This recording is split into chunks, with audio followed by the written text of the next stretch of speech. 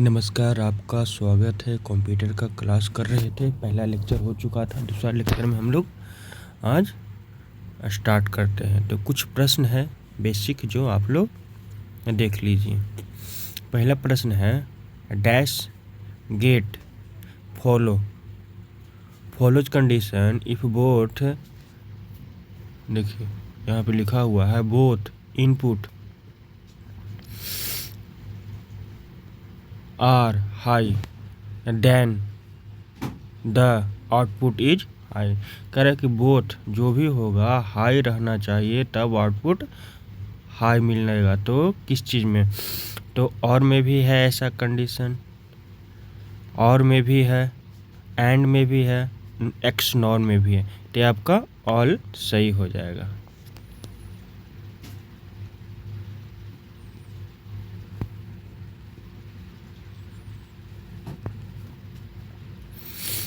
देख लीजिए, dash follows condition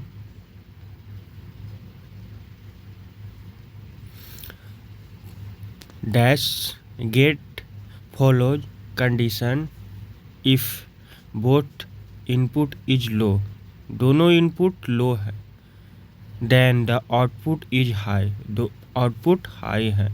both input is high then output is high, और दोनों भी हाई है तो हाई। तो एक सिर्फ एक में ही होता है एक्स नॉर, एक्स नॉर में ही ऐसा होता है, तो एक्स नॉर ये सही है।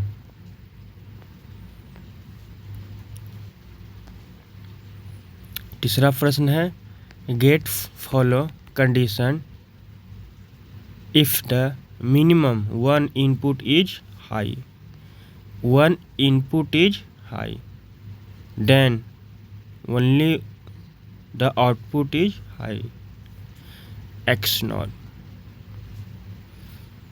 एक्स और में एक कंडीशन आता है, बाकी सब में दोनों हाई में रहेगा, दोनों हाई में रहेगा। एक और आता है, ये आपका हो गया एक्स और या और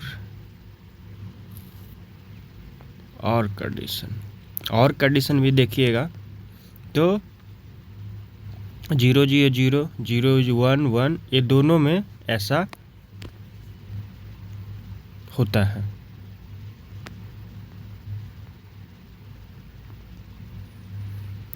dash gate follow condition if the minimum one input is low then the output is high. Minimum one low रहना चाहिए, आउटपुट हाई होगा। तो इसमें भी देखते हैं,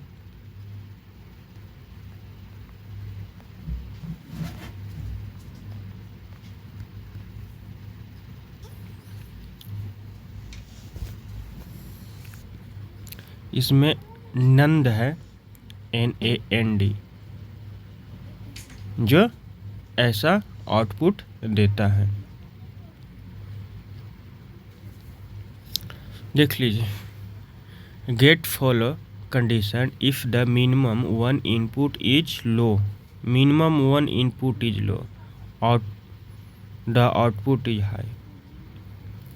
ये भी कंडीशन सही है और भी कंडीशन सही है, और भी हम लोग देखेंगे। तो प्लस का काम करता है, 1 0 बताए थे, एक्स और है तो एक्स और में 0 0 हो जाएगा। ये आपका दुख सही है यहाँ पे। चलिए आगे देखते हैं।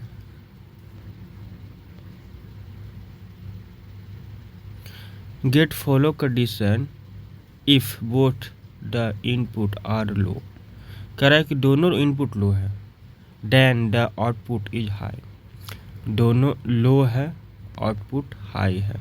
तो किस में आता है? तो हम आपको बताए थे कि एक्स नॉर में तो पहले एक कंडीशन रहेगा,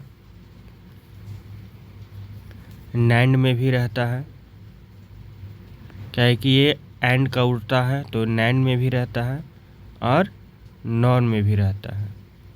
तो यहाँ ऑल हो जाएगा।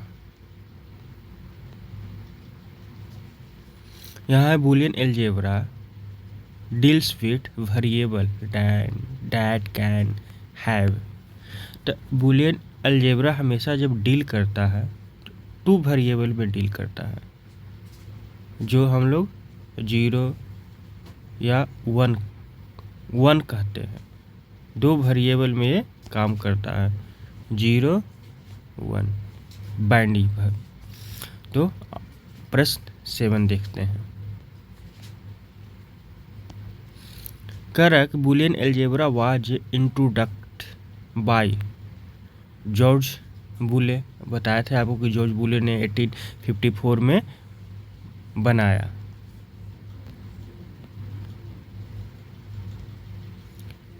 The result of A Boolean expression, जब भी रिजल्ट आएगा बूलियन एक्सप्रेशन में, ट्रू या फॉल्स, ऑन या ऑफ, बताया थे 0 या 1, ये हमेशा ध्यान रखिएगा। डैश गेट 9वां प्रश्न देख रहे हैं। Dash gate give true output only when both output are true. इसका क्या नाम है कि ट्रू आउटपुट दे रहे हैं when both output is true. देखिए क्वेश्चन के घुमा दिया है, कह रहा है कि आउटपुट है ट्रू और इनपुट है बोथ ट्रू, यानी कि 1 1 इक्वल टू 1। तो आप ये देख सकते हैं एंड में भी होता है, और में भी होता है, और एक्स नॉर में भी होता है। सही है। यहाँ पे है gate give a true output when at last 1 output is true. Sorry, gate dash gate give a true output निकल गया। Then at last 1 input is true, मैंने दोनों में से कोई एक होना चाहिए हाई या ट्रू, उसके बाद आउटपुट निकलना चाहिए ट्रू। तो ये और में होता है, ये सही है।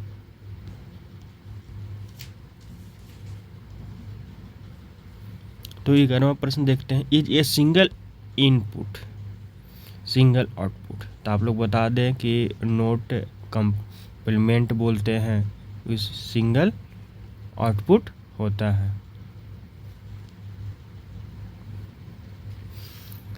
12 प्रश्न। This gate is also known as inverter. बता दें कि कंप्लीमेंट को इन्वाइटर भी बोलते हैं। ये आपका सही जवाब। फिर द सिंबल, ये सिंबल है प्लस का, ये सिंबल यहाँ पर है प्लस का। In Boolean is also known as the operator. ये जो प्लस का सिंबल है ये किस ऑपरेटर का है, कौन सा लॉजिक गेट का है? तो ये और लॉजिक गेट का सिंबल है।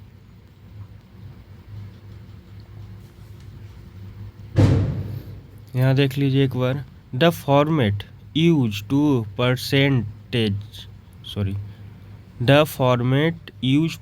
present the logic gate for the various combination of logic gates to a gate is called a and। एक कहता है कि आउटपुट को अगर हम देखें थोड़ा सा, the format use of present of logic gate output. Logic gate output का जो फॉर्मेट होता है उसे ट्रूथ टेबल कहते हैं। इसका जवाब हो गया ट्रूथ टेबल।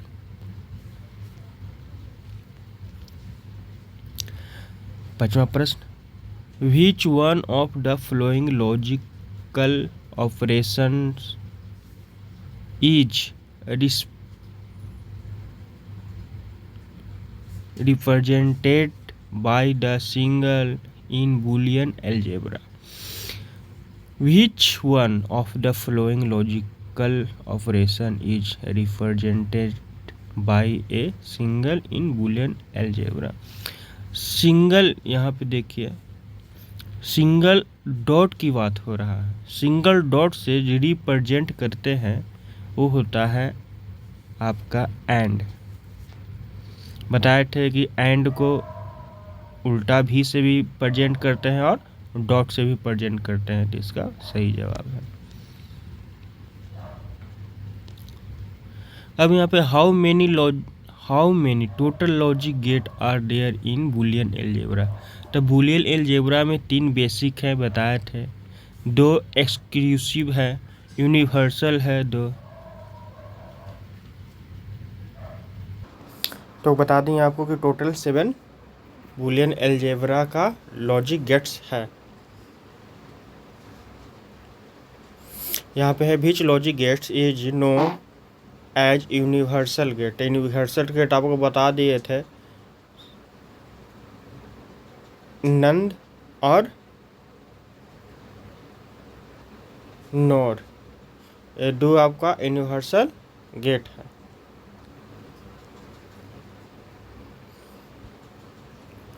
यहाँ Boolean algebra is also called, Boolean algebra also called switching algebra बोलते हैं। स्विचिंग अलजेब्रा, स्विचिंग का मतलब होता है बंद चालू, उस पर ये काम करता है। यहाँ देखिए a digital circuit that can store only 1 bit is a flip flop. Flip flop है जो 1 बिट ही स्टोर करता है डिजिटल सर्किट में। डिजिटल सर्किट में फ्लिप फ्लॉप 1 बिट स्टोर करता है, ये भी ध्यान में रखिएगा। Which of the following gates can have only one output?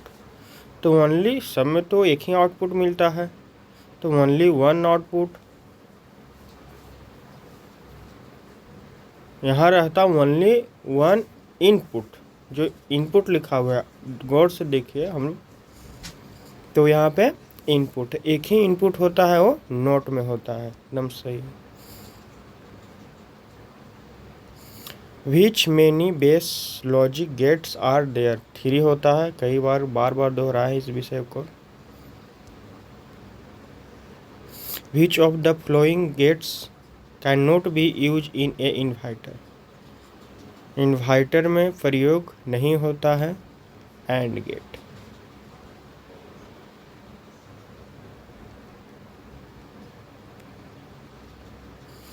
यहाँ देख लीजिए, how many Boolean expression can be format with for Boolean variable. जो एक्सप्रेशन है इसका, ये 2 के पावर 2n होता है, उसको एक्सप्रेशन बोलते हैं, बूलियन एक्सप्रेशन। तो इसका जवाब हो जाएगा इतना। यहाँ 4 की बात कर रहा है, 2 के पावर 4, 2 के पावर 4, 2 के पावर हो गया, इसलिए ये आपका 65,536 आंसर। चलिए, एक है बूलियन एक्सप्रेशन और एक प्रश्न आया है 24 नंबर, वो भी इसी तरह से हल होगा, ये ध्यान दीजिएगा। बूलियन एक्सप्रेशन और आपका बूलियन वेरिएबल दोनों में अलग है। बूलियन वेरिएबल में अगर बूलियन वेरिएबल निकालना है तो 2 के पावर n होता है, ये गौर कीजिएगा। देखिए, एक प्रश्न भी आ गया ट्रूथ टेबल पे, जो इंटेड है 2 के power n equal to 2 power 4 equal to 16। यहाँ पे भी है, how many truth table enter the necessary for input circuit. 4 input circuit है, 16 हो जाएगा आंसर। अब चलिए आते हैं Boolean algebra, law of Boolean algebra. Boolean algebra का कितना नियम है उस विषय पर हम बात करते हैं। ला। चलिए इसके बारे में समझते हैं।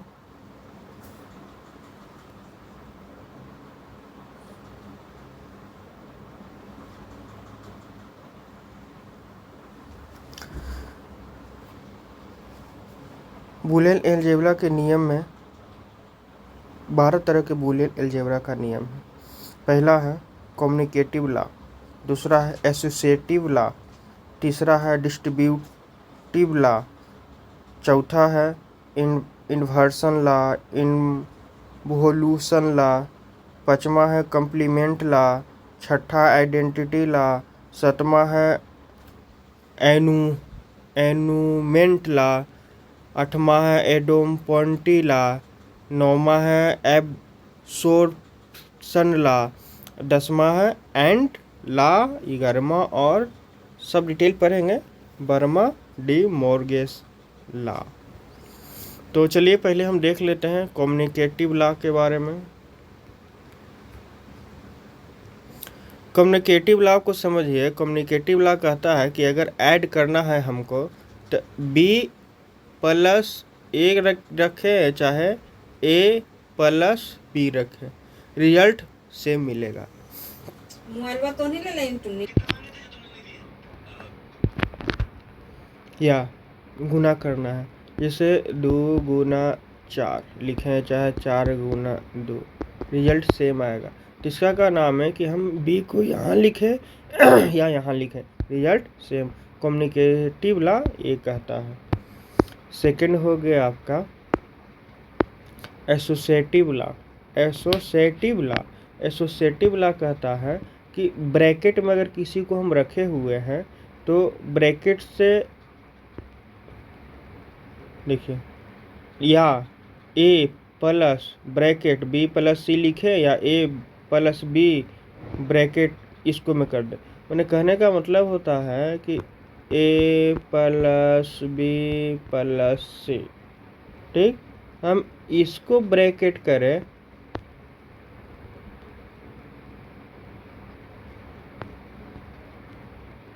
या हम ए बी को ब्रैकेट करें, कोई फर्क नहीं पड़ेगा। तो इस बात को ये बताता है। डिस्ट्रीब्यूटिव लॉ का मतलब होता है कि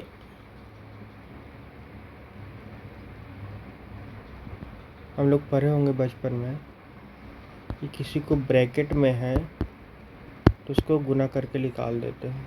तो इसका भी क्या नाम है, जैसे a है तो आप एक इसके साथ इसके कर रहे हैं, इसके साथ भी इसके कर रहे हैं, तो ये प्लस है तो प्लस ए हो जाएगा, ब्रैकेट हटेगा। यहाँ पे भी है ये इसको साथ इसको करना है, इसको साथ इससे करना है, प्लस यहाँ डॉट रहेगा, ए हट जाएगा। इस बात को ध्यान देना है इसमें। इन्वर्सन लॉ में आप देखिए ये कहता है कि अगर डबल कम्प्लीमेंट लगा हुआ है, जैसे ए है, ए में डबल कम्प्लीमेंट लगा हुआ है तो सिर्फ ए ही रहेगा। ए इन्वर्सन लॉ कहता है। इन्वर्सन लॉ स्पष्ट कहता है कि ए में डबल कम्प्लीमेंट लगा हुआ है तो ए इसका आंसर होगा।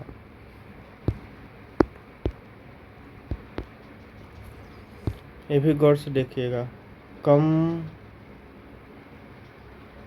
कम्प्लीमेंट लॉ, कम्प्लीमेंट लॉ को हम लोग उसमें भी पढ़े थे नॉट गेट में। कम्प्लीमेंट लॉ बोलता है कि a प्लस a में जब बार लगा हुआ रहेगा तो 1 आएगा, a डॉट a बार रहेगा तो 0 आएगा। सॉरी 1 आएगा। ये आपका 1 0 हो जाएगा, ये 1 रहेगा। आइडेंटिटी लॉ बोलता है कि a plus 0 equal to a dot 1 equal to a, मैंने किसी भी तरीका से आइडेंटिटी में 1 आना है, ये ध्यान रखिए। चलिए और देख लेते हैं। एलाउंसमेंट लॉ भी कहता है कि A dot zero equal to zero, A plus one equal to one. इसमें है कि A plus A equal to A, यानी कि आइडेम्पोटेंट लॉ। देख लीजिए, अगर डॉट भी रहेगा तो ए आएगा, या प्लस में हो या माइनस में डॉट में हो, यानी कि और हो गया और एंड हो गया, ये आपका दोनों में ही काम करेगा सेम। ये हो गया एब्जॉर्प्शन लॉ। इसको देख लेते हैं। ए, अगर इसमें ए रहेगा plus A dot B equal to A plus B dot B equal to A plus B हो जाएगा। इस बात को बस बार लगा हुआ रहना चाहिए। ए में अगर बार लगता है, तो यहाँ ए भी हो जाएगा। एंड के बारे में हम बताए थे आपको। एंड यानी कि डॉट, तो ए से अगर जीरो में गुना करते हैं तो जीरो आएगा, ए से वन में गुना करते हैं तो ए आएगा, ए से ए में गुना करते हैं तो ए आएगा।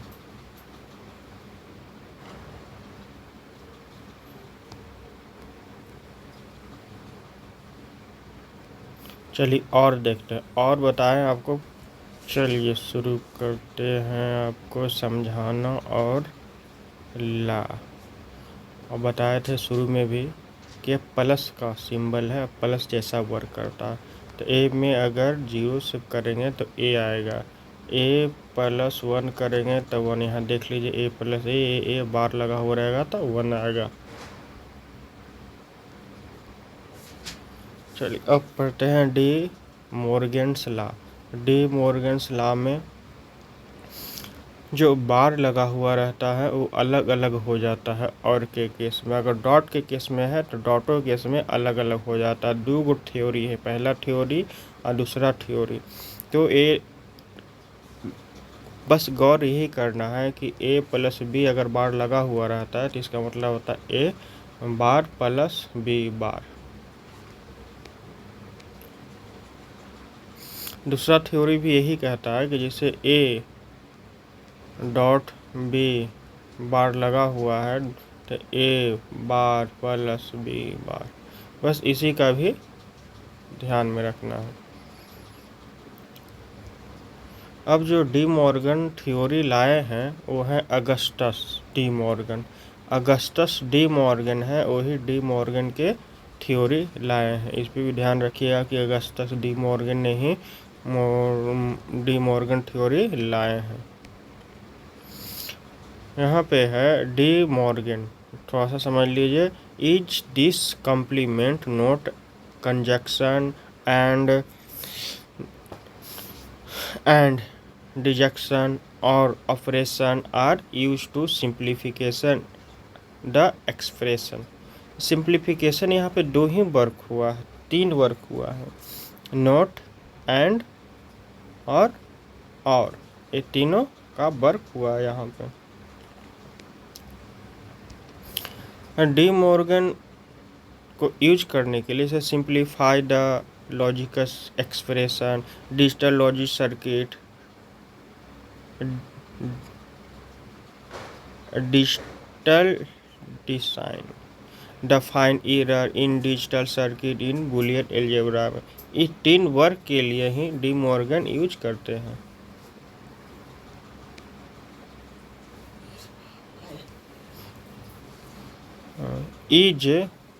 It is used to implement fundamental gate function like the AND gate and OR gate.